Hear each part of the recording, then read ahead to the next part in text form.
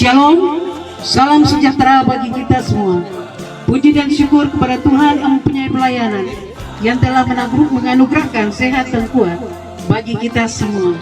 Sehingga di hari ini, dengan kasih-Nya lah, kegiatan pembukaan retreat dan doa syukur Persekutuan Wanita Gereja Kristen Injili di Tanah Papua, Klasis Ayamaru, di Jemaat GKI Sion Koma dilaksanakan dengan meriah.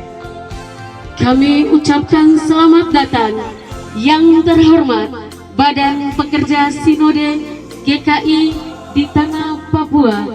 Yang kami hormati Badan Pekerja Klasis Ayamaru. Yang kami hormati Pemerintah Provinsi Papua Barat Daya. Yang kami hormati anggota DPR Kabupaten Maibrat. Yang kami hormati anggota DPD RI. Yang kami hormati ketua-ketua PW Seklasis Ayamaru dan utusan PW 28 Jemaat Seklasis Ayamaru. Yang kami hormati Kepala Balai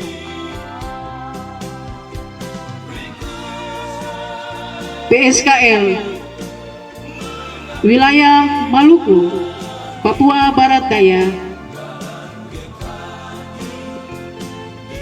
Kita akan beranjak pada kegiatan yang berikut.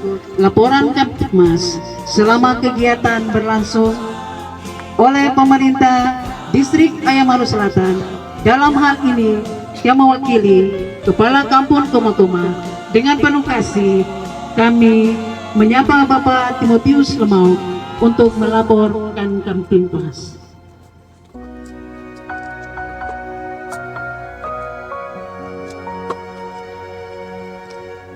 Lapor keadaan situasi Kamtibmas Kampung Koma, Distrik Ayamaru Selatan terkendali dan aman. Laporan selesai.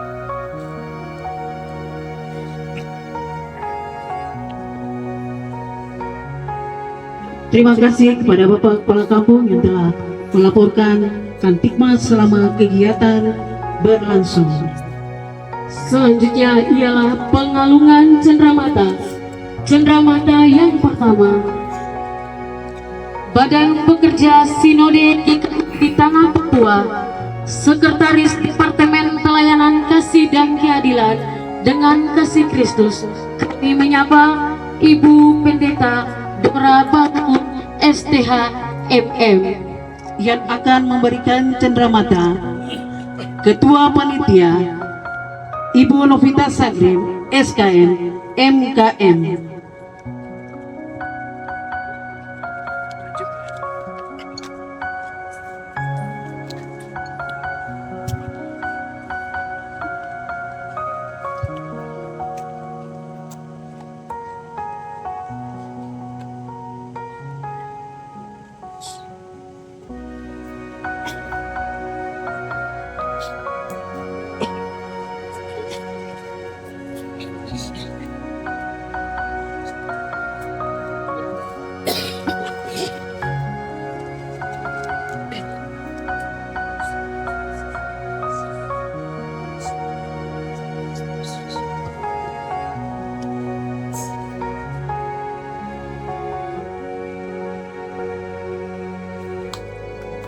Kita berikan aplaus.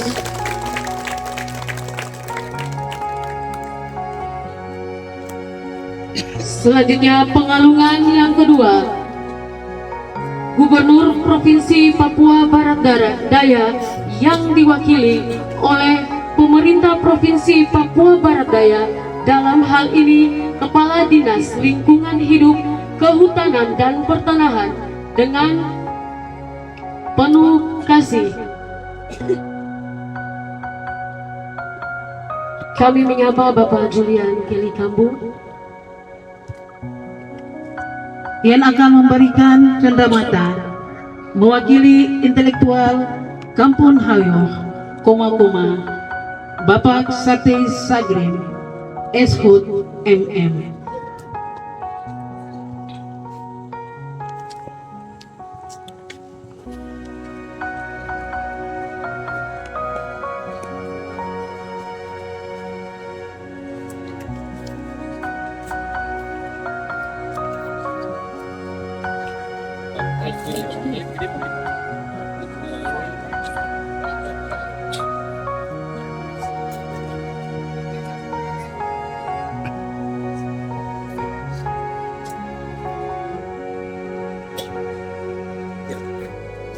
Ya, kita berikan aplaus.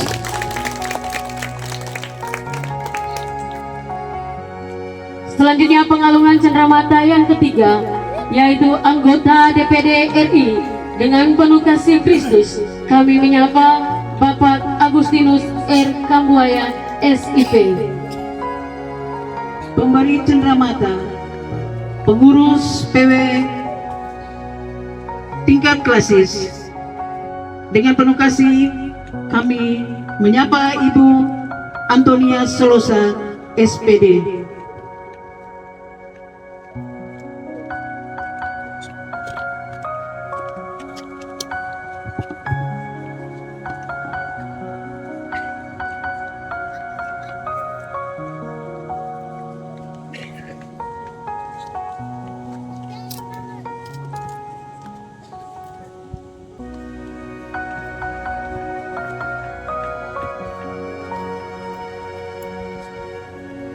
Ya, kita berikan aplaus. Pengalungan cenderamata selanjutnya ialah Wakil Ketua 1 DPRD Kabupaten Maibrat.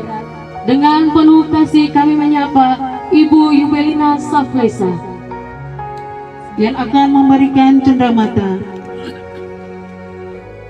perwakilan Ketua PW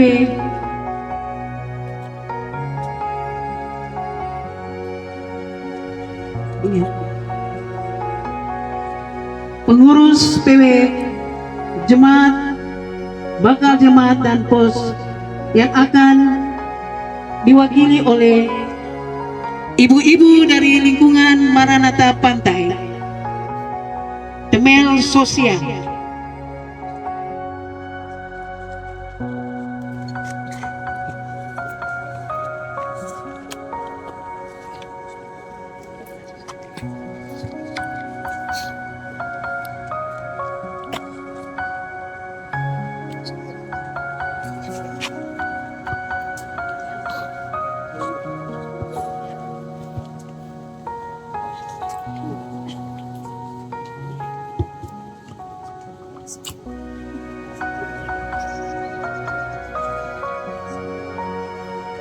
Ya, kita berikan aplaus.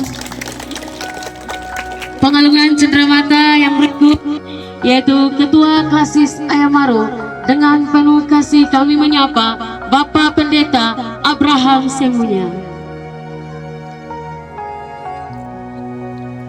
Pemberian cenderamata akan diberikan oleh Bapak Raja Teofani wilayah 3 Dalam, Bapak Yeri Hoai.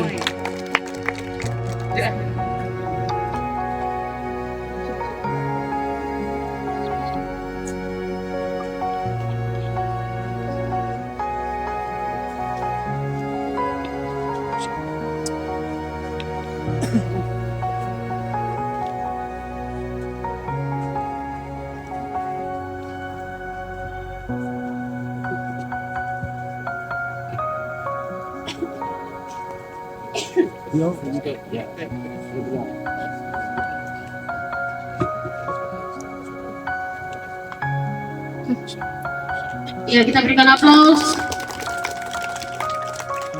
Pengalungan cenderamata selanjutnya yaitu Kepala Balai Perhutanan Sosial Kemenhub Wilayah 3 Maluku, Papua Barat Daya.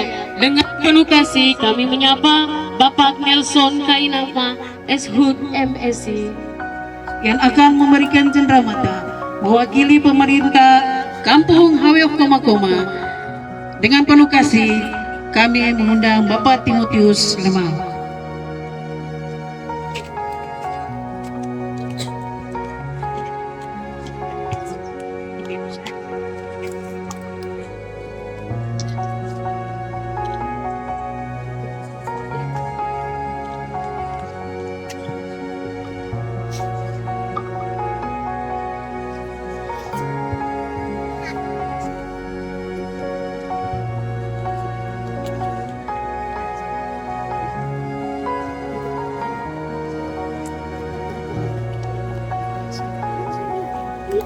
Iya, kita memberikan aplaus.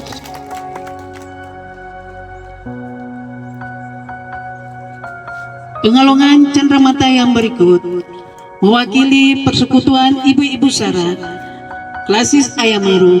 Dengan penuh kasih kami menyapa Ibu Guru Jemaat, Guru Injil Dolfince Yam,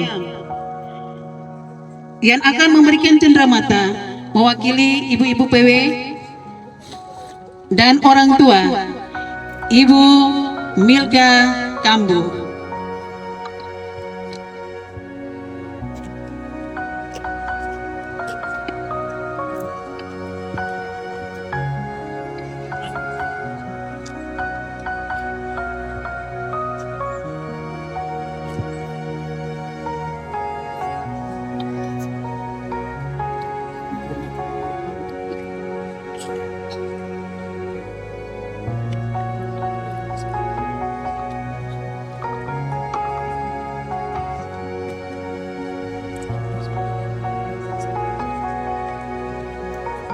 Kita berikan aplaus. Kami menyambut dengan sukacita dan selamat mengikuti kegiatan retreat dan hari doa syukur PWGKI di Tanah Papua, Klasis Ayamaro di Jemaat Sion Koma. Kita berikan kemuliaan bagi Tuhan. Selamat datang.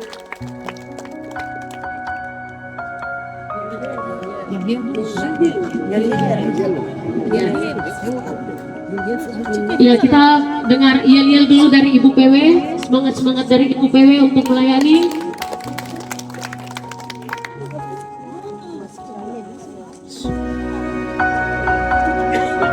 Siapakah kita? Dari Klasis Ayamaro. One house, satu hati, satu komitmen.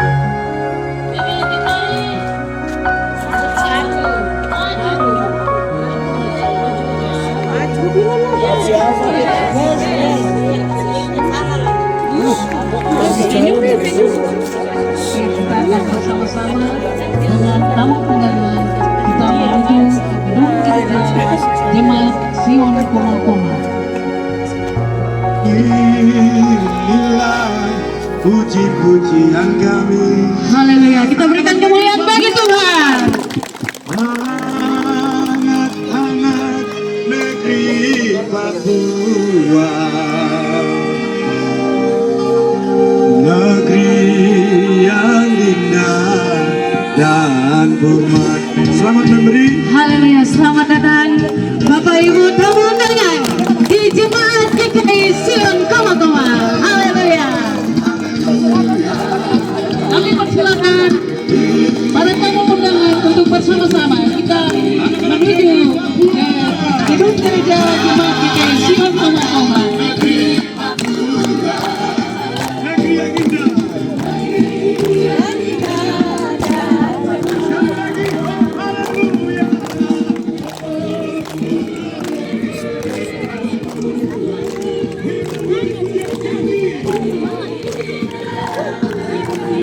Anak-anak negeri Papua.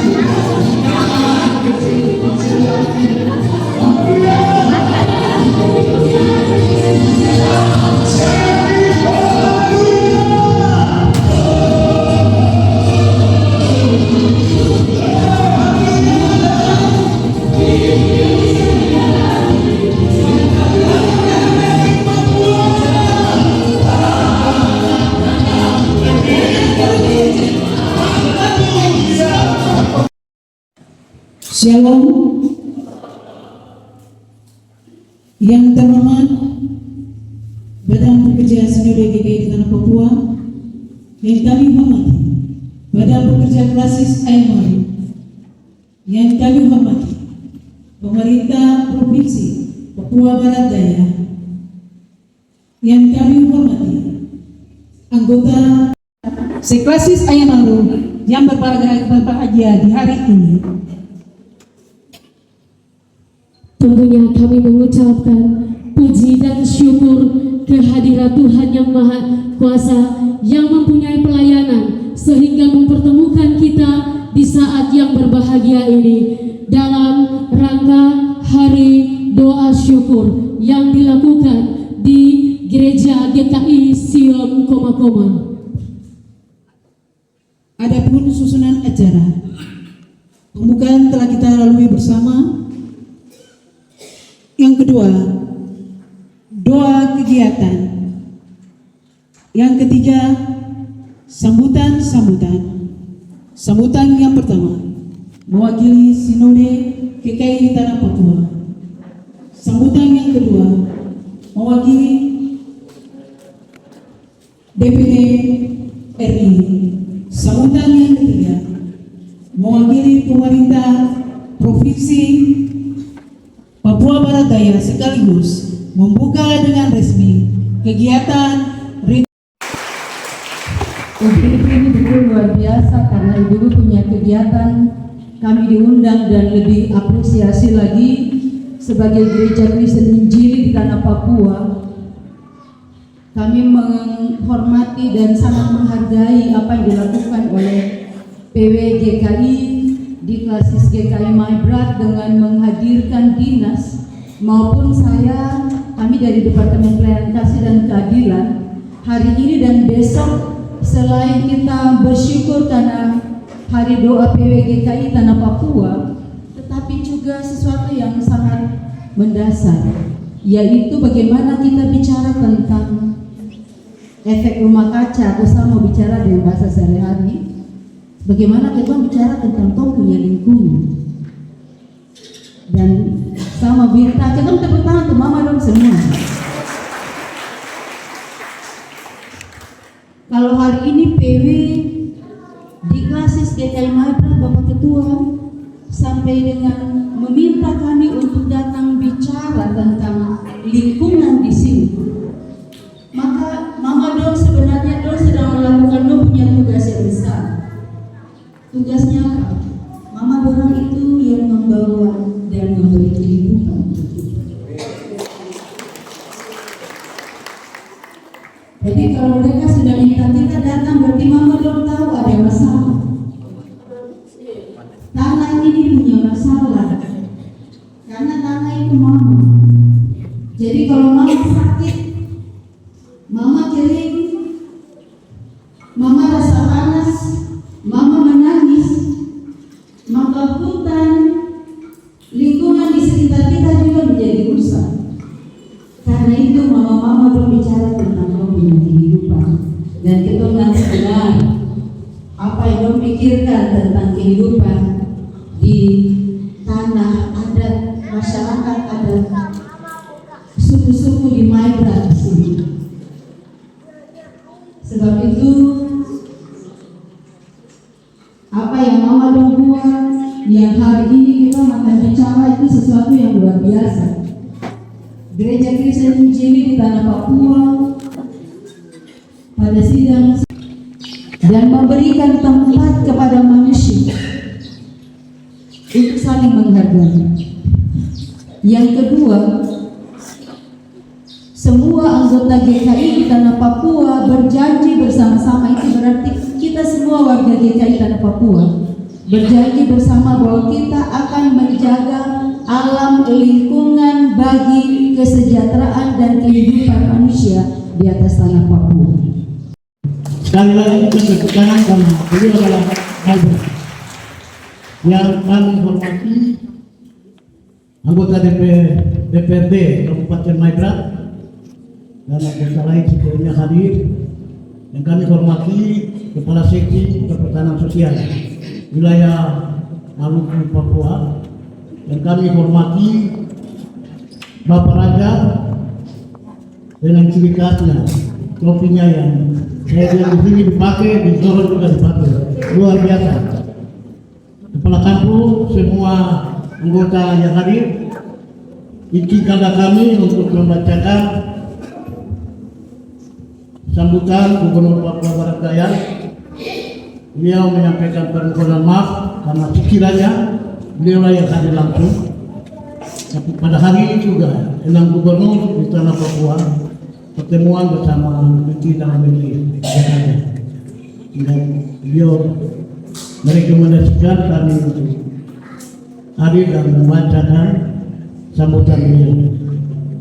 Sambutan Gubernur Papua Barat Daya pada kegiatan sosialisasi aksi mitigasi perubahan iklim melalui kegiatan perhutanan sosial dan penghijauan lingkungan Kabupaten Maibrat. Salam sejahtera bagi kita semua. Pertama-tama, marilah kita panjatkan puji syukur kehadiran Tuhan yang Maha Kuasa, karena hanya dengan berkat dan penyertaannya kita dapat berkumpul di tempat ini untuk mengikuti kegiatan tim doa, syukur tim doa dan sosialisasi aksi mitigasi perubahan iklim dalam rangka memperingati Hari Doa Syukur Persekutuan Wanita GKI di Tanah Papua, Klasis GKI Ayamaru. Acara ini semakin istimewa dengan dilaksanakannya sosialisasi yang mengusung tema penting peran perempuan gereja dalam mengusahakan dan memelihara alam ciptaan Tuhan sebagai wujud aksi mitigasi perubahan iklim melalui kegiatan perhutanan sosial dan penghijauan lingkungan. Saya mengucapkan selamat dan apresiasi yang setinggi-tingginya kepada Persekutuan Wanita GKI Klasis Ayamaru atas inisiatif dan kepeduliannya terhadap isu perubahan iklim. Tema yang diangkat hari ini sangat relevan dan mendesak. Perubahan iklim bukanlah ancaman di masa depan, melainkan realitas yang sudah kita rasakan dampaknya saat ini, termasuk di tanah Papua yang kita cintai. Terima kasih. Nah, ini arahan dari Bapak Gubernur, sambutan. Mungkin kami dari Kepala Dinas Lingkungan Hidup, Kehutanan dan Pertanahan menyampaikan stressing beberapa poin.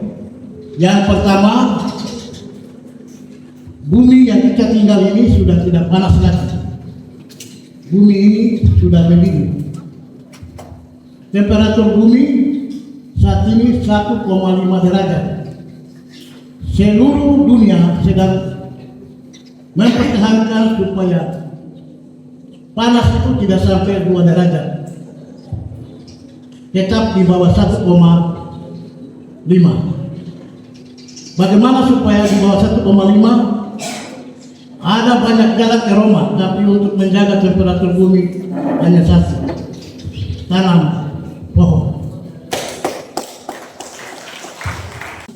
Kiranya Tuhan memberkati kita semua di wilayah Maibrat ini. Kalau dengan sosiologi dibilang big man, inilah wanita-wanita bijak,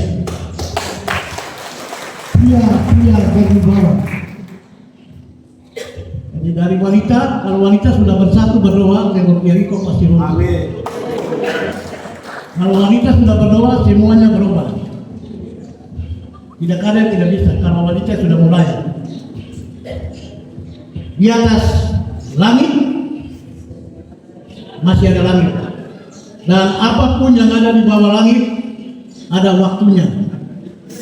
Tuhan kasih batas waktu bagi kita masing-masing 70 tahun.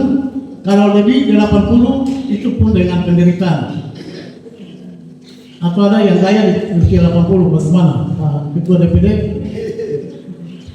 jabatannya kita duduk semua sementara. Hadis juga sementara, anggota DPD juga sementara, anggota DPR juga sementara, semuanya sementara. Ya mungkin seperti itu kami titip jaga negeri ini dengan menanam pohon yang sudah ada jangan ditebang, dan kita jaga karena ini sebagai pusat produksi. Kalau kita dari kota kemari udaranya berbeda. Begitu naik, selamat datang di Kabupaten Maibrat, masuk itu langsung udaranya berubah, turun, luar biasa. Kita tepuk tangan untuk kita di Maibrat, dan doa dari ibu-ibu, kita berdoa untuk kesejahteraan keamanan negeri ini, tanah Papua. Kita di tanah Papua beda administrasi tapi satu ekosistem, satu wilayah ekologi. Yang kita berdoa, kita jangan menunggu danau itu kering, ikan sejak habis, kayu ditebang habis, airnya kering, baru kita sadar. Jangan menunggu, harus sekarang melalui doa Bapak Ibu semuanya. Ya, demikian, dan kami mengundang, mungkin kita maju ke depan supaya Pak Ketua DPD Amsal 13 ayat 22. Orang baik meninggalkan warisan bagi anak cucunya, dan bagi kami di bidang ini tidak mau meninggalkan air mata, tapi meninggalkan air. Kami akan menyumbang tanaman sesuai dengan tupoksi kami, akan menyumbang nanti melalui Pak Kepala Bidang dari negeri ini, melahirkan satu kepala bidang kemudahan yang tidak memiliki kemungkinan usianya masih muda bisa menjadi kepala bidang. Kita berdoa tidak akan memang tergantung dari tanah dan campur tanah. Ya kan? Campur tanah itu ada dua, satu dari Maha Kuasa dan satu dari Maha Kuasa. Mari kita bersatu, Pak, kita atas nama Allah, atas nama Allah, dan atas nama adat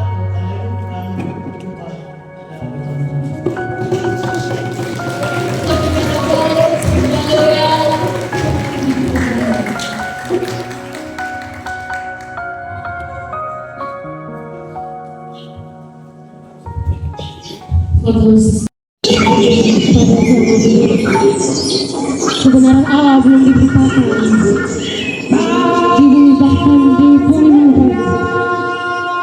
Hidup kita paksa, hidup kita kosong tanpa izin dan kebenaran. Mereka mempersiapkan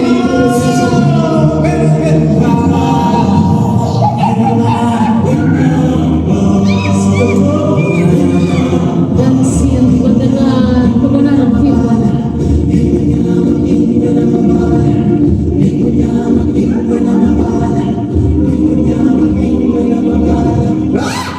Hai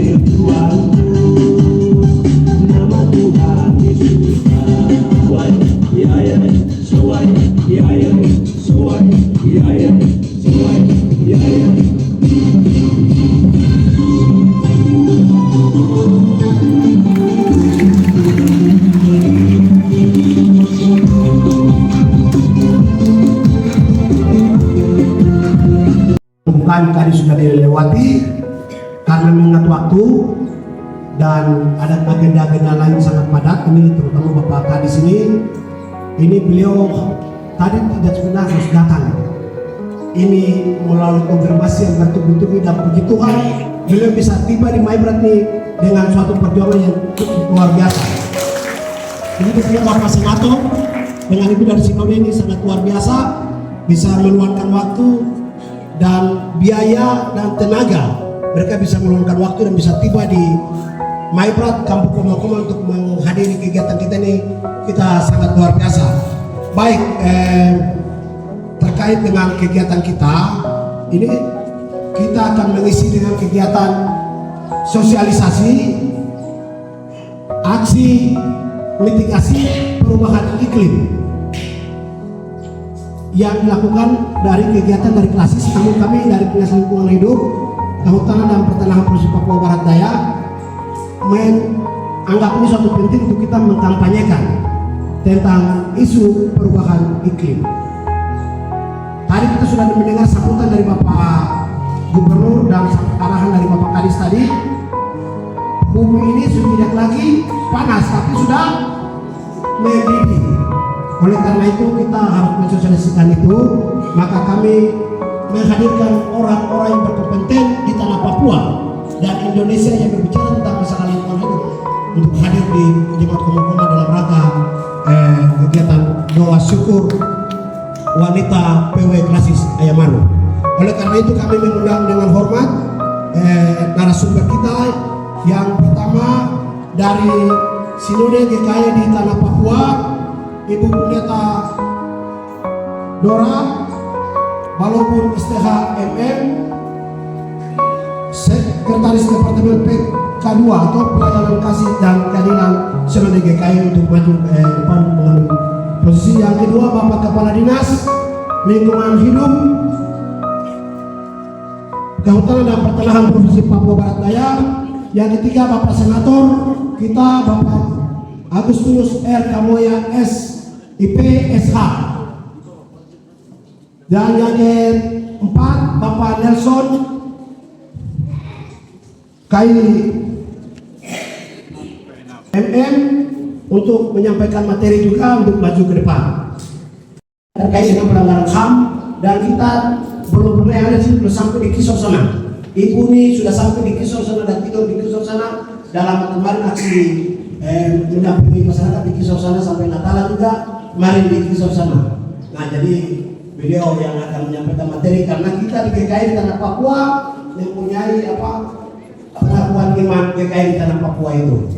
Yang kedua Bapak Kadis akan menyampaikan materi terkait dengan arah kebijakan dari Provinsi Papua Barat Daya tentang bagaimana aksi mitigasi atau bagaimana penanggulangan untuk menurunkan emisi gas rumah kaca itu. Dan yang ketiga Bapak Agustinus R. Kamoya ini saat ini di Jakarta sedang dibahas undang-undang tentang perubahan iklim. Dan ini mungkin baru pertama kali di Indonesia melaksanakan undang-undang tentang perubahan iklim. Nah ini kebetulan Pak Senator ini beliau juga termasuk komisi yang membahas itu. Maka kita hari ini langsung dengar apa menjadi diksi-diksi yang menjadi ke depan regulasi itu. Nah yang berikut dari Pak Nelson ini akan berbicara terkait dengan perhutanan sosial. Artinya selama ini kita bicara tentang kita jaga hutan, tapi manfaatnya apa? Kita tidak punya akses untuk mengurus hutan. Kita tidak punya hak untuk mengurus itu. Nah oleh karena itu ada yang Kepala Balai PS ini Pak Nelson untuk menyampaikan materi tentang bagaimana cara-cara untuk mengurus izin dan legalitas dan manfaatnya ke depan kalau kita punya izin perhutanan sosial itu. Baik yang meningkat waktu ini karena kita punya waktu hanya sampai jam 12 siang ya panitia. Jadi kita punya waktu cuma 1 jam. Oleh karena itu mungkin saya beri waktu kepada masing-masing narasumber untuk menyampaikan materi paling lama 20 menit. Oleh karena itu yang pertama saya langsung memberikan kepada Bapak Kepala Dinas LHKP untuk menyampaikan materi tentang arah kebijakan.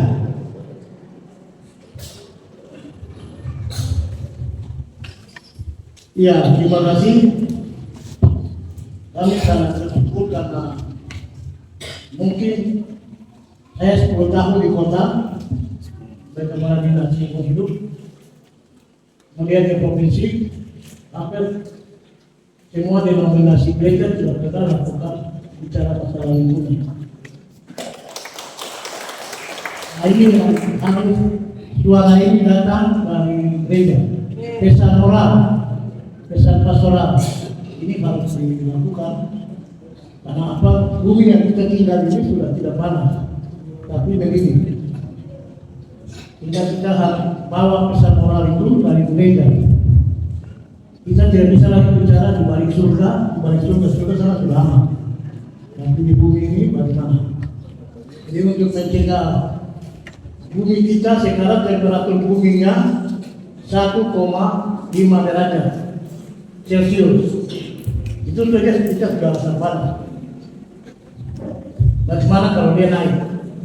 Untuk itu secara kebijakan yang pertama nanti dari pusat ada rencana undang-undang tentang perubahan iklim. Itu sebabnya harus ada undang-undang. Nah, kemudian kami di Papua Barat Daya itu visi hari ini Papua Barat Daya adalah membangun masyarakat Papua Barat Daya yang maju, mandiri, sejahtera, berbasis pertumbuhan ekonomi lokal. Nanti yang berbasis pertumbuhan ekonomi lokal, Pak Nelson akan menyampaikan sebagai upaya pembangunan berkesinambungan dan berkelanjutan. Nah, pembangunan berkelanjutan itu dilihat dari aspek ekonomi, ekologi dan sosial. Tapi selama ini yang dibicarakan hanya ekonominya saja.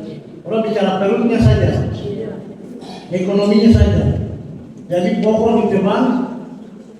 Kemarin masyarakat adat dari Sulawesi Selatan 4 suku dan 2 suku mereka demo ke Galuh untuk mereka tetapkan lokasi mereka tempat ada yang 40.000 hektar sama 90.000 hektar menjadi hutan adat. Apakah di Maibrat juga nanti ke sana? Nah, itu kembalikan kepada masyarakat di Maibrat. Nah, yang pasti untuk mencegah perubahan pemanasan global, perubahan iklim, gas rumah kaca, itu mungkin contohnya bumi kita itu kalau Bapak Ibu naik mobil, kasih mati AC, kasih mati mobil, kacanya tutup, terus Bapak Ibu duduk di dalam mobil. Itu nanti rasanya bagaimana? Kalau bertahan 1 jam, Bapak Ibu langsung bisa. Tidak ada AC, kunci mobil mati, kaca tutup, Bapak Ibu tinggal di dalam mobil. 1 jam saja langsung. Bumi kita kondisinya sekarang seperti itu. Sehingga gerakan menanam pohon itu harus lakukan. Kalau kita lihat video-video di sini, kita harus pertahankan. Karena tanah Maibrat ini tanah khas, batu lempung. Pohon sedikit ini yang tahan. Kalau pohon ini ada, danau ada. Pohon ada, air ada. Kalau pohon tidak ada, air kering, danau kering, panas naik, masyarakat di Maibrat ini mati semua. Bukan kita yang ada sekarang, yang nanti di tahun 30, tahun 45. Nah, jadi kita harus menjaga gerakan kita dari kebijakan provinsi itu buat gerakan aksi mitigasi perubahan iklim, AMPI. Kalau AMPI dulu ya kata muda ini Bapak Raja orang dulu. Kalau sekarang kita itu buatnya gerakan aksi mitigasi perubahan iklim. Jadi mitigasi itu kata tingginya, kalau sederhananya itu mitigasi itu mencegah supaya panas ini jangan naik. Salah satu mencegahnya di pusat buat undang-undang. Kami di daerah nanti undang-undang kami buat perda di tingkat provinsi. Nanti di Kabupaten Maibrat juga buat perda. Nah, seperti itu. Jadi kalau iklim kita ini naik, temperaturnya naik, kita mau bangun bangunan, mau bangun apa yang semewah, apa ekonomi tumbuh baik sana tidak bisa. Semua akan retak, hancur. Akan ada bencana macam-macam. Akan terjadi bencana dan itu menimbulkan kerugian yang besar. Jadi terima kasih dari gereja mengambil inisiatif ini dan kami melihat ini satu pintu masuk untuk membangun kesadaran. Karena kalau bangun jalan, bangun jembatan itu mudah, tinggal masukkan untuk gedung, jalan, tapi membangun mindset untuk merubah perilaku masyarakat untuk tidak menebang pohon. Semoga Maibrat ini aman, tidak seperti Kabupaten Solo sekarang tuh orang tebang pohon lagi. Nah itu pohon yang besar-besar. Kalau kita di sini pohon yang ada ini kita tebang, terus kita mengtanam lagi, mohon maaf, tidak bisa. Butuh waktu dan butuh ongkos, lalu dari pupuk macam-macam harus. Dari itu pun dia pertumbuhannya lambat. Karena apa? Ini kawasan tanah.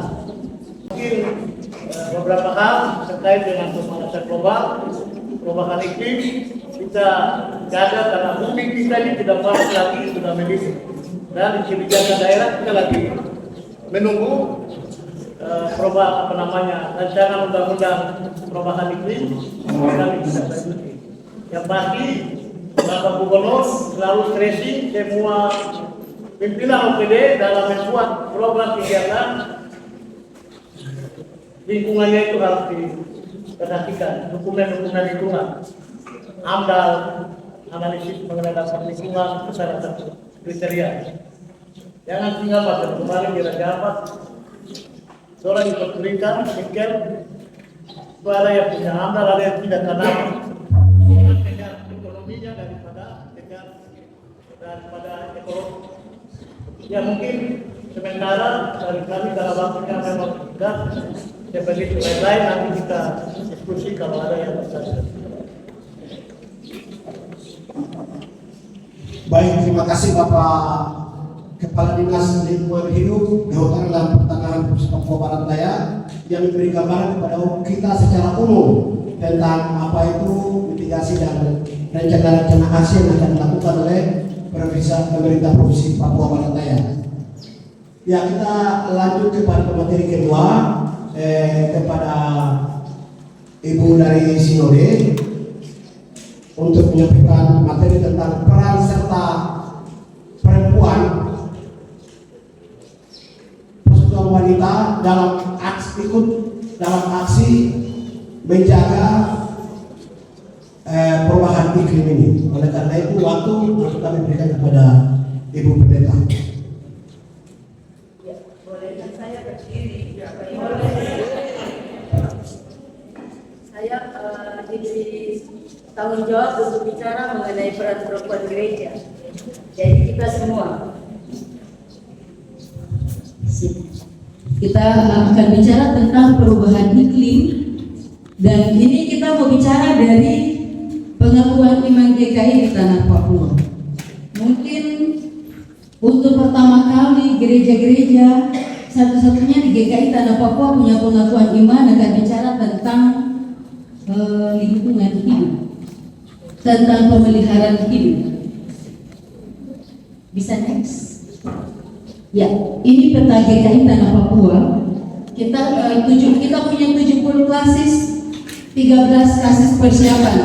Jadi seperti Bapak Sagrin di depan sebagai orang tua dalam GKI tanah Papua di klasis ini, Bapak kita punya klasis itu tambah besar sekali. Tahun depan 2 tahun dan 3 tahun lagi dia akan tambah lagi karena ada 13 klasis persiapan yang akan dibuka teman-teman. Pengakuan iman GKI di tanah Papua, pasti Bapak Ibu punya ada. Nanti materi ini saya mau kasih untuk mama dorang supaya mama dorang perlu baca terus, dan juga bisa ambil kebijakan-kebijakan yang dilakukan untuk memelihara lingkungan. Next, umat manusia secara khusus kita GKI tanah Papua melalui pengakuan iman pada alinea terakhir, alinea kedua setelah terakhir dan alinea terakhir itu kita bicara tentang memelihara, mengusahakan. Kita bilang aku mengaku, arti berarti kita mengaku, mengusahakan dan memelihara tanah Papua sebagai alam ciptaan Allah bagi kesejahteraan, keadilan dan kebahagiaan. Itu berarti lewat pengakuan GKI Tanah Papua, kita semua anggota GKI Tanah Papua menyatakan kita punya iman percaya bahwa kita sungguh-sungguh kita berjanji sungguh-sungguh akan mengusahakan dan memelihara Tanah Papua sebagai ciptaan Allah bagi keadilan dan kebahagiaan kita semua umat manusia. Jadi semua warga GKI wajib kalau mengaku iman berarti tanggung jawab adalah memelihara dan menjaganya, mengusahakannya. Pada penyataan ini kita memiliki kewajiban bersama untuk menjaga kehidupan sebagai tanggung jawab. Saya mau kasih tahu tentang kejadian pasal 1 ayat 26 sampai 30. Kan kejadian pasal 1 Tuhan menciptakan semua sampai selesai itu manusia. Iya, tahu Bapak Mama Doranta? Sampai selesai manusia, lalu Tuhan menciptakan manusia yang segambar dengan dia, lalu Tuhan bilang, dia bawa manusia, dia taruh di tengah-tengah taman, dia bilang, kamu jaga dan pelihara dan menggunakannya dengan penuh tanggung jawab. Jadi kita orang semua, warga gereja, semua manusia yang diciptakan Tuhan punya tanggung jawab untuk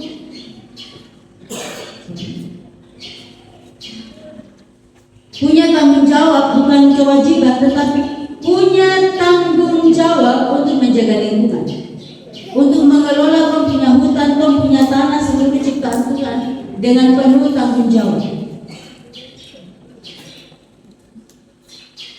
Nah, ini pandangan teologis dalam pengakuan iman GKI di Tanah Papua, yaitu pernyataan iman kita menjadi dasar teologi untuk memperjuangkan hak-hak masyarakat Papua atas tanah sumber daya alam, sekaligus menekankan pentingnya pengelolaan yang bertanggung jawab dan berkelanjutan.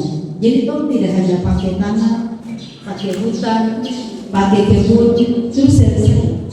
Tapi kita akan kelola sampai anak cucu, sampai Tuhan datang. Itu dia sebenarnya. Kemudian pernyataan ini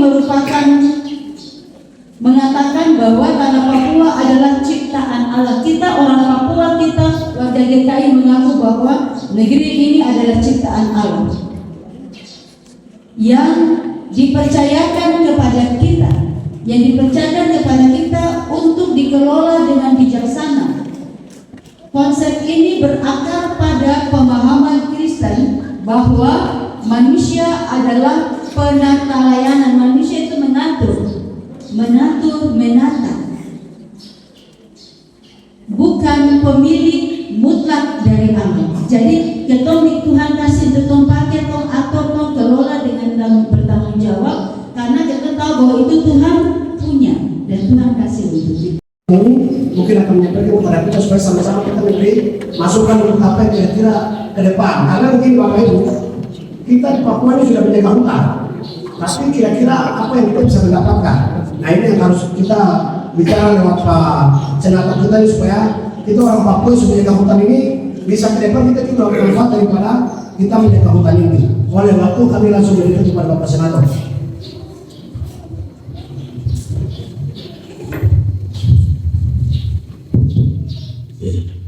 Terima kasih moderator.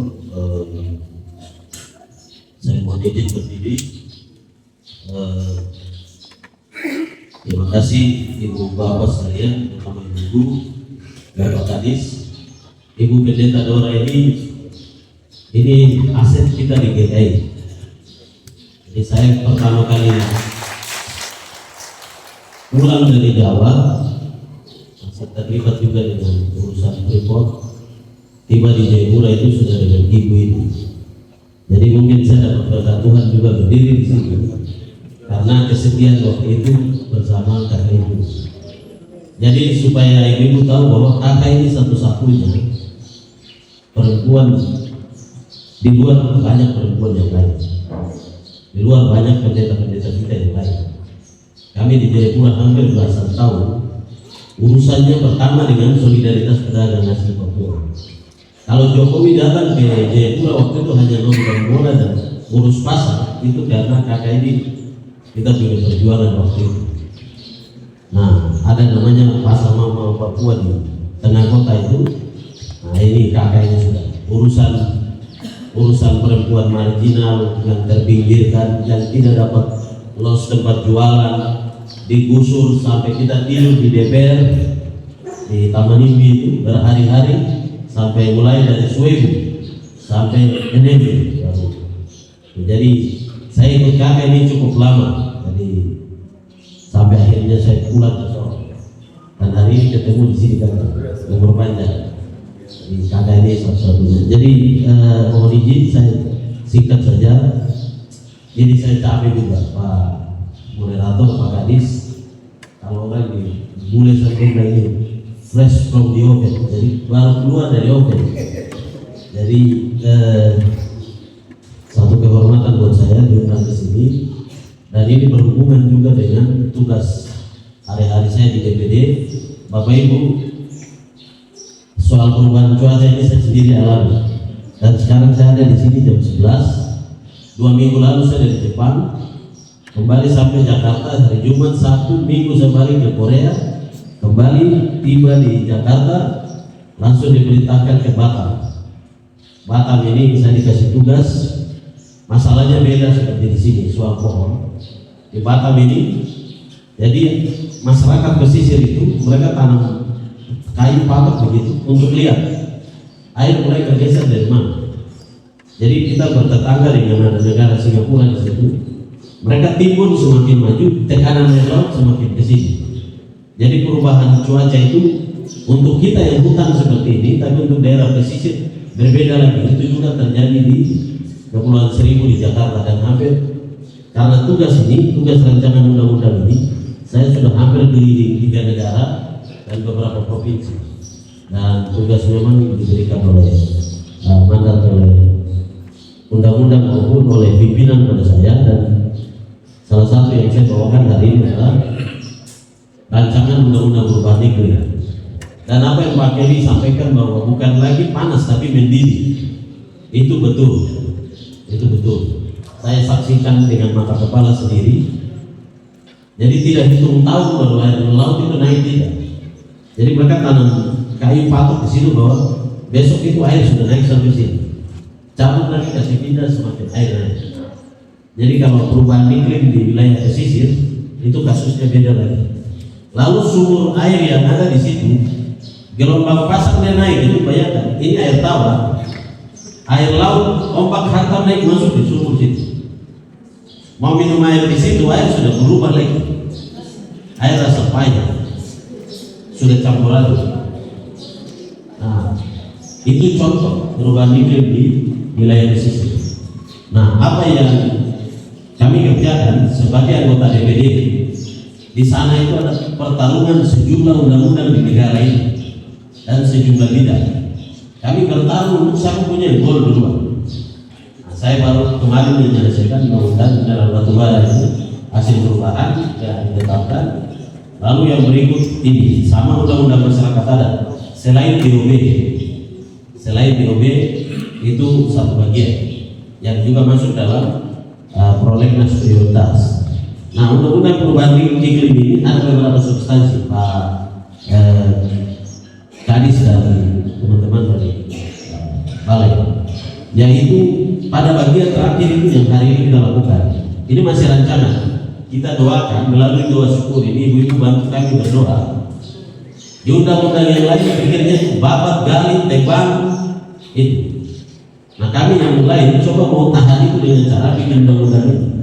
Karena kita pikir tadi itu kehidupan kita ini bukan untuk kita hari ini saja. Dan ingat, Tuhan tidak ciptakan kita manusia saja. Ini burung, ular, semua barang itu juga ciptaan. Dan ketika dia rumah dibongkar, dia kembali gabung dengan manusia, dan itu terjadi di beberapa tempat. Mulai dari ular, binatang-binatang kembali masuk ke kami. Karena waktu itu rumah sudah dibongkar. Nah, di momen kali ini, jadi kami dorong ini namanya undang-undang perubahan iklim. Ya, ada beberapa substansi, yaitu insentif dan disinsentif. Kalau di rancangan ini, Pak Bale, dia lebih keras sedikit di atas undang-undang lingkungan. Disinsentif itu kepada pelaku usaha yang melanggar lingkungan dan tidak melakukan mitigasi atau penanggulangan, langsung dicabut izin. Kepada pemerintah yang diberi anggaran untuk penanggulangan perubahan iklim, tidak melakukan, misalnya dikasih 100 miliar, tidak mampu menyerap atau melakukan, maka tahun besok dikurangi, atau dia bisa dikasih sanksi ke aspek lain. Misalnya Bapak Bupati Maibrat mau datang, kami usul untuk bendungan dan tahap 2 dan Mayamaru, nanti pemerintah bilang kok belum melakukan bagian ini, kembali dan lakukan. Harus ada ikatan seperti itu. Jadi keputusan-keputusan politik yang kami dorong agar mengikat semua pihak untuk mau menjaga lingkungan. Lalu pada bagian terakhir pengawasan itu biasa lah, seperti undang-undang pada umumnya. Tapi yang berbeda sedikit dari undang-undang ini adalah bagaimana insentif itu diberikan kepada dua pihak, kepada pemerintah maupun komunitas seperti ibu-ibu yang hari ini melakukan. Makanya di bab ini ada 22 pasal, di bab 8 itu partisipasi masyarakat. Ya, salah satunya ini pendidikan, pelatihan, alih teknologi dan seterusnya. Jadi ini adalah undang-undang yang kami sedang dorong. Selain pengakuan masyarakat hukum adat Bapak Raja, sejak Republik ini berdiri, pasal 18A itu sebelumnya bumi kekayaan alam ini semua dikuasai negara, tetapi tidak terbatas di situ. Lanjut pasal 18A dan B, negara mengakui satuan-satuan sosial masyarakat adat sepanjang dan selama masih hidup. Nah, Bapak Raja masih ada, punya marga, punya tanah, punya dusun, kain timur masih ada, atribut sosial ada, berarti negara mengakui. Nah, tinggal apa yang kita lakukan.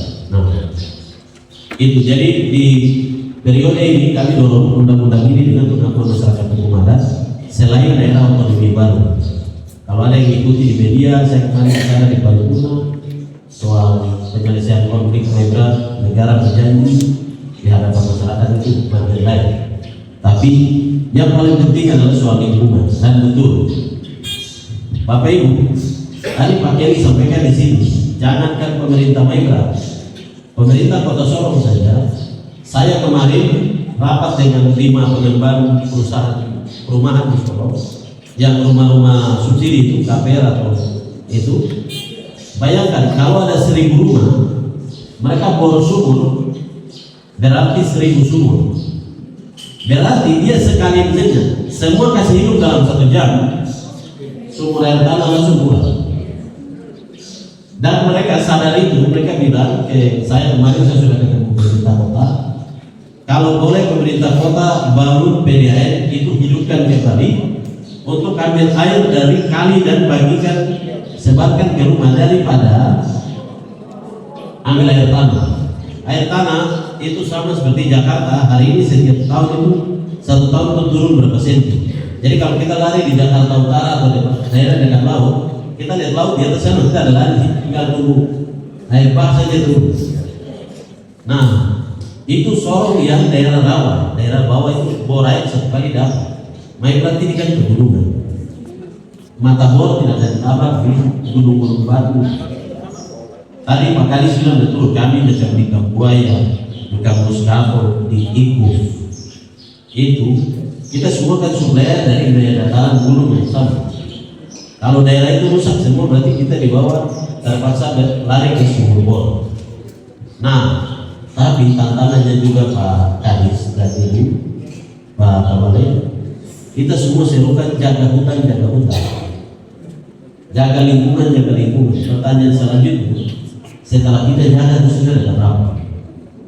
Maka Pak Kadis lingkungan ini hadiah dari undang-undang ini kita buat salah satu dari kunjungan kita ke Sorong, dan Pak Kadis ini sampaikan langsung bahwa orang di Kalimantan itu dulu babat hutan dan belum dibayar. Terus kami ini jaga hutan, tadi kita tidak dapat apa-apa. Akhirnya itu menjadi rapat. Jadi saya dari Jepang balik ke Korea balik, pimpinan saya dan pimpinan saya istirahat sini. Tidak, kamu ke hotel, tidur pagi-pagi, ini tiket ke Batam. Dari Batam balik langsung masuk hotel. Dan tadi malam itu saya minta memang, saya dan terakhir saya nanti masyarakat tidak pilih, karena saya sudah lama sekali tinggalkan ini. Dan Ibu Ketua bilang begini, Kamboya, kau mau cari perhatian di masyarakatmu di Papua tidak penting. Masalah bukan di Papua saja. Kau berjuang dan dulu jaga di situ sampai apa yang kau pikirkan itu menjadi keputusan negara. Bukan kau turun hambur-hambur bantuan, kau duduk di sini. Kau tidak perlu cari muka, kau duduk di sini dan jaga ini hari sidang demi sidang. Apa yang kau pikirkan itu harus kau lihat masuk. Daripada kau ribut di media, kau bicara sangat tidak penting. Jadi ini tiket ke sini, ini ke sini. Saya sudah artikan sebelumnya Bapak Ibu, negara itu tidak ada mata air. Dan saya bilang Tuhan itu aja. Belasan kilometer saya jalan, hanya bendungan saja. Orang hidup dari bendungan kata ini. Orang di wilayah Ayamaru ini ada mata air di situ, bendung. Itu yang dam besar-besaran. Kita lari kita bilang ini laut kah, danau apa kali, ternyata bendung. Begitu air begitu susah.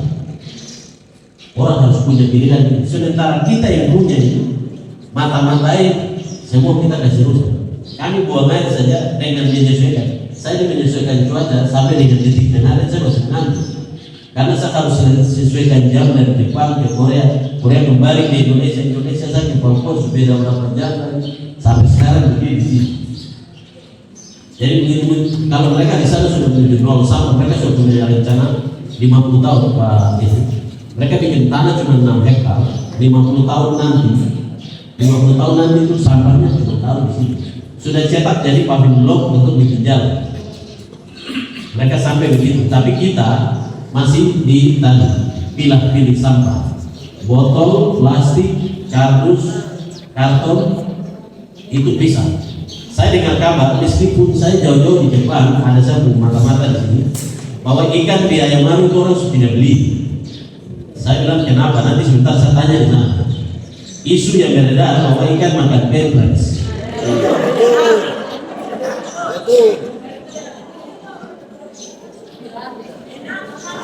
Nah, plastik. Padahal di sini masyarakat di sini tidak. Saya dengar dari Sorong Selatan. Tapi orang dari Sorong Selatan mau beli ikan mujair dan berendah. Jadi orang di sini. Nah, jadi Bapak Ibu. Nah, ada sampah rumah tangga, ada sampah industri, ada sampah macam-macam. Ada spesifik ya, lebih gitu. Nah, terlepas dari itu semua, Bapak Ibu, Pak Balai, Pak Kadis, dan Pak Sadri, yang harus disampaikan sekarang adalah bahwa ada peluang di depan mata yang namanya jaga hutan itu kita bisa dapat duit. Itu apa? Skema karbon itu sedang didorong. Orang yang jaga hutan dihitung mulai dari pohon, kayu lampu, tali sampai semua dikonversi menjadi uang. Hanya sekarang Pak Kadis punya tugas dan balai, kita harus target kasih jadi di mana dulu jadi contoh. Karena di Papua sini, mama ini orang sebagian sini sudah data, kami tinggal di jauh tapi pantau data Reksosek dan data BPS. Seluruh kampung 15 hampir kampung saya. Data yang anak-anak lagi jalan data terbaca keluar itu bahwa kacang panjang nomor 1 dan kacang panjang itu butuh pohon tebal. Kita mau tidak mau ini mereka harus lakukan demi mendapatkan keuntungan. Karena itu tadi kita bukan daerah kaya seperti Freeport punya tambang. Mamanya hanya bisa hidup dari kelola sayur, kebun yang mau tidak mau. Itu dia harus lakukan. Nah, kalau kita bilang stop, ini juga kita sudah bicara. Semua masyarakat adat suruh jaga lingkungan, jaga hutan. Sekarang gantinya apa? Ada hasil hutan bukan kayu yang kemarin dipamerkan, itu diangkat di dalam beberapa rapat-rapat nanti. Termasuk konvensi yang kemarin di Bali, itu bahwa di Papua berhasil teh dari sarang semut dan cuma kan harus masif orang produksi itu sampai ada pabriknya berdiri. Sesuatu yang masif itu baru bisa mendatangkan pendapatan. Nah, bagaimana dengan kita ajak mereka? Nah, Bapak Ibu sekalian, di Kalimantan sudah dapat dorong penyebiti sampai ratusan miliar. Jadi Bapak Ibu, barang yang dari dulu kita bicara awal-awal, setelah itu saya dengar sendiri dan duduk dengan pelakunya sendiri bahwa kami sudah terima uang. Saya bilang kamu terima dari kami jaga hutan. Oke. Berarti ini tantangan. Sekarang kita berbagi tugas. Saya di atas, kami secara politik apa yang kami dorong dan pemerintah daerah apa yang dilakukan dan di masyarakat apa yang dilakukan. Hanya satu memang kita harus pecahkan sama-sama. Setelah jaga hutan dapat uang kan itu PR besar ya. Mulai dari orang lingkungan, kami politisi, kita semua harus pikirkan bagaimana cara setelah jaga hutan kita dapat. Nah, jadi di momen ini saya sampaikan mohon doa karena saya paling lama di sini 1 minggu dan saya memang mengikuti perintah nasihat dari saya pimpinan. Kamu tidak perlu cari muka di bawah, urusan dulu dengan jantung kota negara ini. Duduk dan pastikan jaga pasang mata lihat dan libat lihat sampai ada keputusan-keputusan politik yang dihasilkan daripada sekedar dulu hibur-hibur masyarakat dan kamu tetap begitu saja. Lebih baik ada di sini ikut atur arah kebijakan negara ini untuk Papua seperti apa. Dan itu terbukti kita bisa proyek satu kali Rajapat tutup. Dan jauh sebelum Rajapat ribut saya sudah 1 bulan tiba duluan dengan Pak Eri mereka Pak Asraf kami. Tapi itulah kerja politik kami. Dengan alasan datang berwisata dengan Rajapat lewat beberapa pulau-pulau dan ujungnya apa yang membedakan. Dengan segala risiko seperti yang kami ini ajarkan. Ya, gelap dan terang itu. Jadi ibu-ibu sekalian, saya ini besar di Kamboja. Kita ini semua dari doa dari sembahyang tiap pagi. Kalau kami di situ dulu ada Mama Sofia, Mama Petros, Mama Yakoba sampai ke bawah. Jam 6 pagi mereka berdoa. Tidak semua kita punya nama satu-satu, tapi Tuhan berkati kami anak yang lagi sekolah, sebut kota-kota studi. Dan doa mereka ini, kalau melihat kita ini bukan siapa-siapa. Saya bisa dilibatkan memang anggota, tapi masuk sampai bisa namanya tripartit, itu utusan dari DPR, DPD, DPR untuk membahas undang-undang itu. Kadang-kadang kepercayaan itu orang melihat kompetensi orang juga. Dan saya mendapatkan itu semua karena pertama Tuhan dan melalui doa orang tua kita. Dan dulu kami kecil itu dikali 9 bintang itu di bawah dari pertemuan di sini. Karena kami udah negeri. Tapi melalui doa saya pegang menteri PU petang. Saya mana aja bisa bentuk.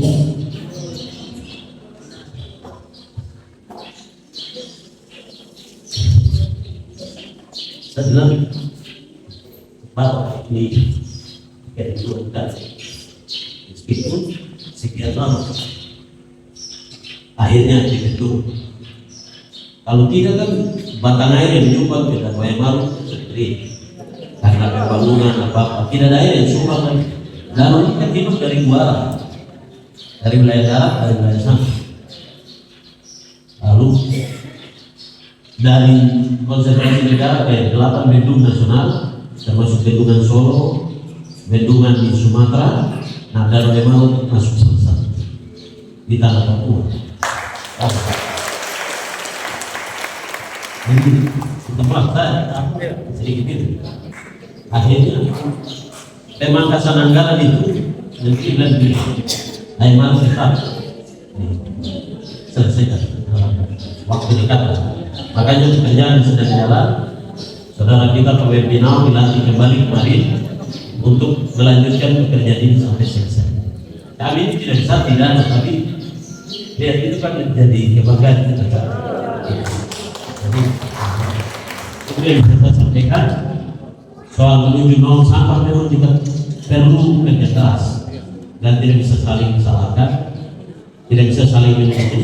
Situasi-situasi politik, Bapak Ibu semua, tahap politik itu momentumnya begitu lewat, kita kembali ke pembangunan. Karena saya sudah terbang keliling dari siang tembus malam saya bisa lihat negara yang paling maju sampai di Jepang dengan Korea kemarin kami bisa minum water drink itu tidak beli aqua kayak begini di bandara saja kita bisa taruh apa gelas langsung ini sebetapa bersihnya mereka kondisi.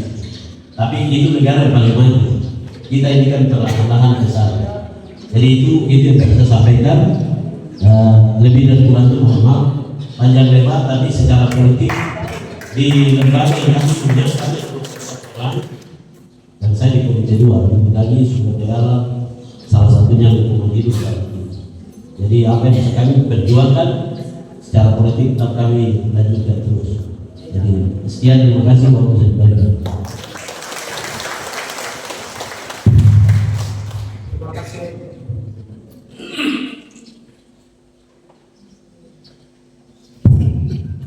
Terima kasih kepada Bapak Senator kita yang membangun.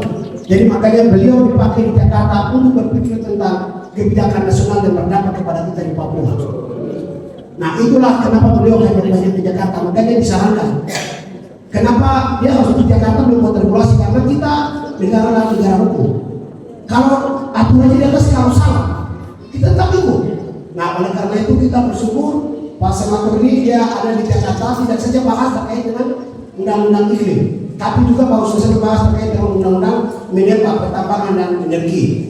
Dulu keterlibatan pemerintah daerah dan juga masyarakat lokal dalam ikut-sertaan dalam mengelola pertambangan itu sudah ditiadakan. Tapi kemarin dengan adanya perubahan undang-undang mineral, Pak Muslim sudah Kamboya ini dalam beliau diundang sebagai tripartit dalam parlemen. Artinya dalam pengesahan suatu undang-undang itu orang dari DPD dan DPR RI dalam satu komisi khusus yang untuk membahas terkait dengan klausul yang akan didiskusi untuk menjadi undang-undang. Dan puji Tuhan undang-undangnya Pak Agus sudah disahkan atau belum di Minerba? Minerba itu penyerahan dan pertukaran ya. Itu satu capaian yang kita berhasil adalah ketika dorang gali tambang misalnya kasus Raja Ampat, kita kan cuma tunggu. Setelah itu tanggung jawab dia harus timbun kembali, habis itu tanam kembali. Itu kan butuh biaya. Karena itu yang kami masukkan adalah jaminan reklaman, jaminan pasca tambang. Jadi misalnya saya jadi pengusaha tambang, sebelum saya masuk, saya harus taruh dulu 5 sampai 10 miliar. Karena nanti saya akan gali dulu ini. Uang itu yang akan dikasih ke pemerintah pusat dan pemerintah daerah untuk dorang hitung. Oh ya, dulu ini saya sudah gali sampai kedalaman 10 meter atau 20, maka harus timbun. Untuk timbun, untuk biaya lagi. Nah, uang itu dari uang jaminan reklamasi pasca tambang itu. Baik. Dan itu baru kita, kenapa revisi dan undang-undang itu sudah itu? Karena dulunya kan tidak masuk. Dan pemerintah daerah tidak diberi hak. Jadi nanti pemerintah daerah hitung begini, gunung ini sudah digali, lalu kerusakannya sekian, lalu ajukan ke kementerian untuk cairkan anggaran itu untuk pakai reklamasi atau timbun kembali. Yes. Nanti setelah ini kalau kita sosialisasi sudah ketuk, sudah keluar. Baik, jadi undang-undang tentang minerba yang tadi satu sudah diketuk. Jadi itu kita beri apa sudah jadi apa namanya tidak harus ada di daerah untuk mengurus kita, tapi mengurus kita lewat kebijakan yang strategis di Jakarta. Nah, jadi mungkin itu nanti lanjutnya ke apa yang tadi disampaikan ini terkait dengan lingkungan. Kita bicara tentang bagaimana ekonomi kita ke depan, perdagangan karbon kita ke depan seperti apa. Nah, untuk mendapatkan perdagangan karbon ke depan terkait dengan kita menjaga hutan hanya melalui 2 skema, yaitu skema yang dapat melalui izin PPPH atau orang-orang yang punya izin perusahaan kayu atau industri apa namanya sawit dan lain-lain. Nah, terus yang kedua untuk masyarakat melalui perhutanan sosial. Nah, oleh karena itu kita membawa kepala balai perhutanan sosial wilayah Papua, kepala seksinya di Sorong untuk hadir langsung memberi gambaran kepada kita, karena kita di Maibrat ini masih terlalu rendah sekali untuk mengurus izin ini. Ketika perdagangan karbon itu sudah berjalan, maka kita di Maibrat akan gigit jari. Oleh karena itu kami langsung memberikan waktu kepada Pak Nelson untuk menyampaikan materi terkait dengan perhutanan sosial. Tapi mohon izin saya dulu, karena biasanya saya bawa materi di masyarakat, di kampung, di balai desa, atau di hotel. Tapi hari ini bisa berdiri depan mimbar. Maaf. Tadi malam saya pikiran Pak, pas datang dari sini, tuh lihat, bisa. Saya bicara di mimbar, depan mimbar. Ada hamba-hamba Tuhan, ada Pak Kadis, ada senator. Saya pikiran dari mana berdoa bergumul. Semoga apa yang saya bicarakan hari jatuh di tangan yang subur. Semoga. Baik Bapak, mau izin saya diberikan waktu berapa? 20 menit. Berarti jam 12 lewat 10 menit Bapak. Baik, yang saya hormati Pak Kadis, Pak Senator, Progresi Nurul, yang sampai nama diperintahkan Pak Kadis ikut ke Mebrat bawa materi tentang perhutanan sosial. Saya bilang saya bawa materi apa ini Bapak, izin saya bingung juga ini mama-mama yang ada masalahnya. Biasanya tuh kita ada bapak-bapak juga, jadi banyak bapak dan mama. Hari ini mama lebih banyak pada bapak. Saya pusing jadi mau materi apa itu. Akhirnya saya dapat kesimpulan. Tadi saya duduk di sini di belakang mama ya, saya bilang maaf tadi. Saya tidak lihat ternyata mama cantik-cantik semua. Ada yang pakai baju merah gitu. Kalau biasa senyum, jangan pegang-pegang tapi orang kan jangan. Nanti tidak bisa terima. Jadi tadi Pak Kadis sampaikan bahwa perempuan punya peran penting untuk menjaga bagaimana supaya mitigasi ini bisa berjalan terkait dengan menjaga hutan. Saya teringat, minta maaf next. Iya, ini sedikit kata-kata yang saya coba angkat. Bukan saya bicara, ada orang yang bicara. Yang pertama, minta maaf karena ini bersifat kata-kata kebijakan, jadi mungkin ibu dari Dewan bisa bicara yang pertama itu bagian kiri.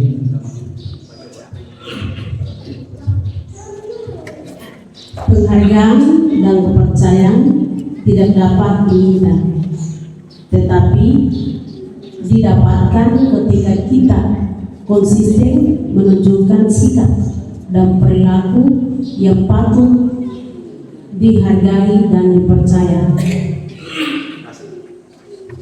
Terima kasih banyak Ibu Perwakilan dari Dewan. Penghargaan dan kepercayaan tidak dapat diminta, tetapi didapatkan ketika konsisten menunjukkan sikap dan perilaku yang patut untuk dihargai dan dipercaya. Tadi yang beliau sampaikan, Mas Carlo sampaikan, ketika beliau dipercayakan itu karena ada konsisten dalam bertindak, berbicara.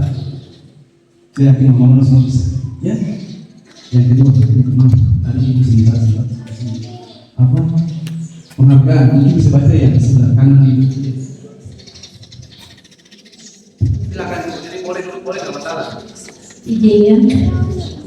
Ya, warisan paling istimewa untuk generasi berikutnya adalah lingkungan yang lestari dan terjaga.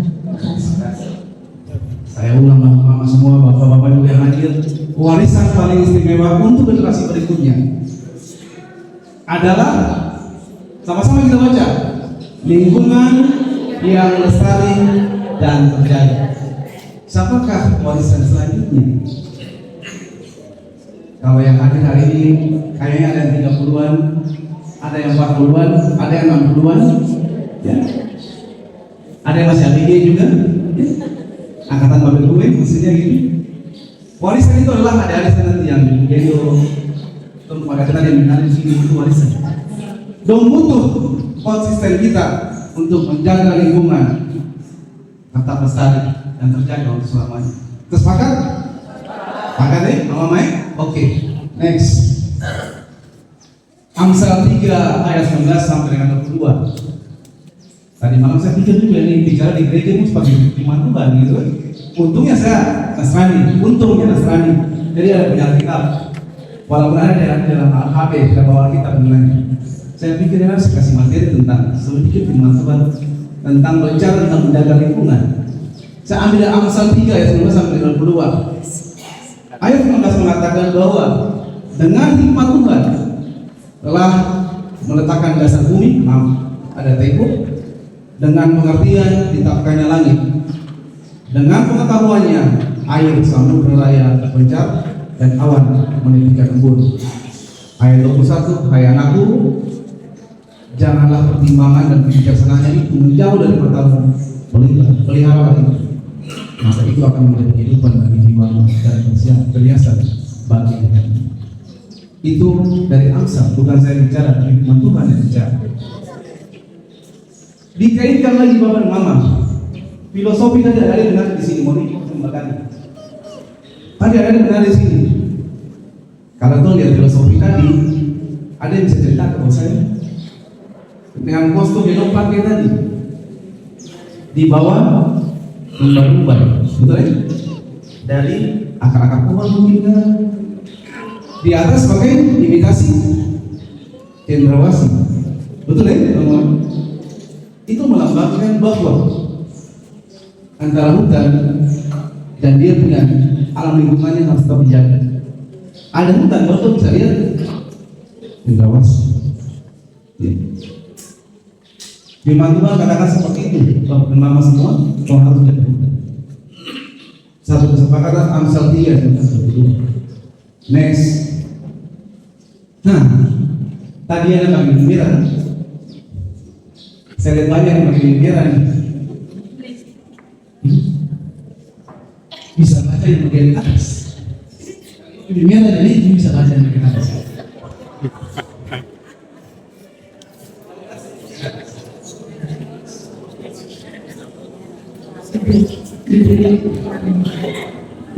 Abang pohon bibir merah atau lipstick. Apa namanya? Ibu bilang tebang pohon, terus menuju bibir merah atau lipstick? No. Minta maaf, mungkin ada yang bisa dibaca bang. Yang kedua, tanam pohon, bibir merah atau lipstick. Yes. Yang satu bilang kalau tebang pohon, bibir merah atau lipstick, no. Kemudian ibu bilang tanam pohon, baru orang bilang bibir merah atau pakai lipstick, yes. Ini ada hubungan tadi yang Bapak sampaikan, dari Bapak Kadi sampaikan, Mas Karol sampaikan, Ibu Cilore sampaikan, Ibu Kadi sampaikan. Artinya begini Bapak dan Mama, itu bicara jaga hutan bukan cuma tugas dari Bapak, Mama juga punya kesempatan untuk jaga hutan.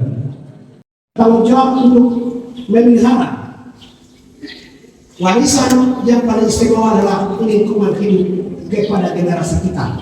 Pak Kadi selalu menyampaikan di mana-mana pun, jangan kita meninggalkan warisan air mata, tapi kita harus meninggalkan air, sumber mata air untuk kehidupan kita yang lebih lanjut. Kita sama-sama berdoa untuk Pak anggota senator kita untuk selalu dia di Jakarta untuk menyampaikan suara kita yang tidak sempat kita bicara sampai di Jakarta. Kita berdoa semoga dia telah bertugas dan kepercayaan dari negara kepada dia.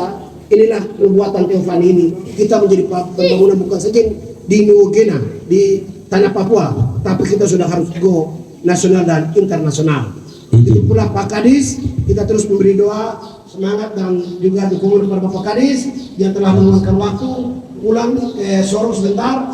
Kiranya Tuhan memberkati beliau dalam perjalanan dan beliau terus menjadi pemikir bagi kita untuk bisa merancang dan bisa menjaga ekosistem kita dalam kebijakan-kebijakan dalam lingkungan hidup. Dan juga Ibu Pendeta, kami menyampaikan terima kasih telah hadir datang jauh dari Jayapura memenuhi undangan dari Bapak Kadis sampai pemerintah Provinsi Papua Barat Daya. Kiranya kontribusi kita ke depan terus bekerja sama dalam event-event ke depan. Begitu pula Pak Nelson tadi sudah menjanjikan kita di sini bahwa nanti akan membantu masyarakat yang ada di Maibrat. Yang izin tadi jadi 2 akan tahun ini bisa bertambah ke depan menjadi berapa.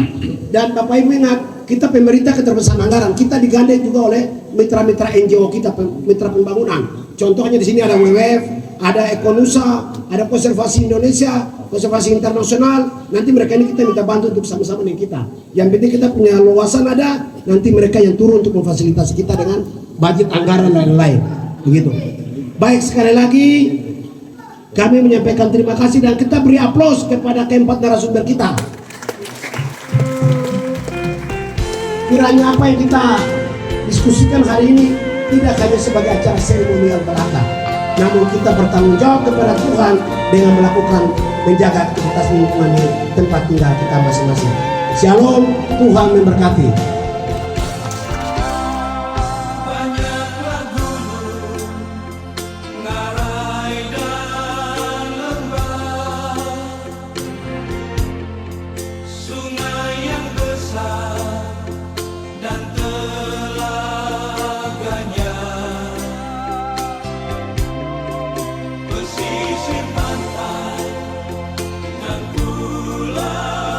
Bapak Gubernur Provinsi Papua Barat Daya, Bapak Wakil Gubernur, Bapak PJSK, Bapak Ibu Asisten,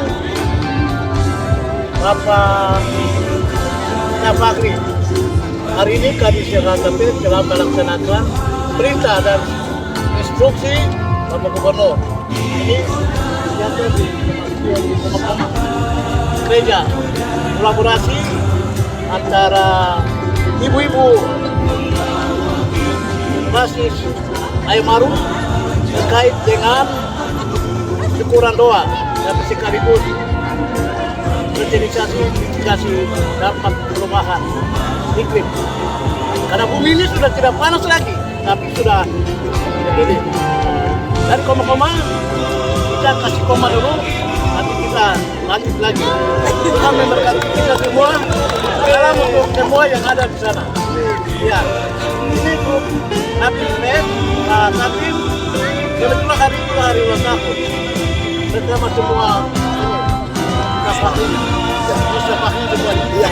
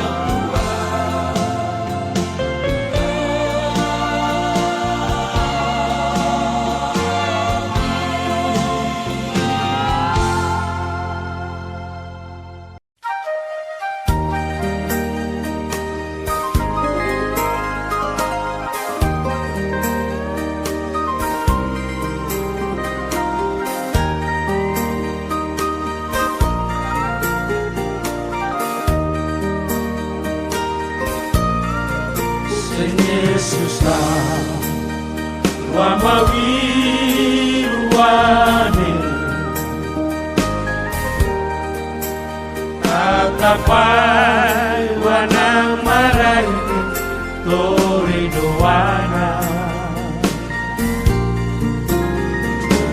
di rumah mandera ya useng Yesus kau wama biruane tatapai dore Sing Yesus wiruane Sing Yesus wiruane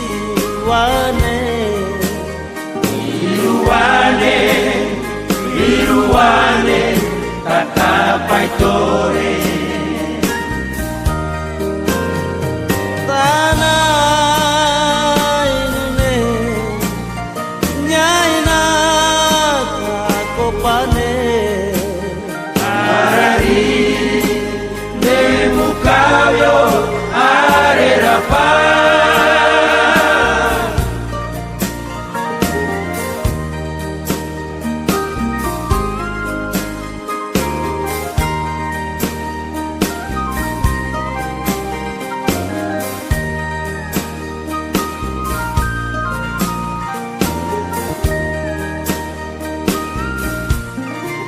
Ya Tuhan Yesus, kemudikan perahu ini berlayar angin ribut ke seberang sana. Di waktu malam gulita, ku panggil Tuhan Yesus. Mari kemudi perahu sampai ke darat. Yesus juru mudiku Yesus juru mudiku Kemudi perahu berlayar sampai ke darat. Di atas negeri ini Di atas tanah Papua Sesuai dengan rencana dan janjimu, Sen Yesus wiruane Sen Yesus wiruane biruane, biruane, tatapai tore.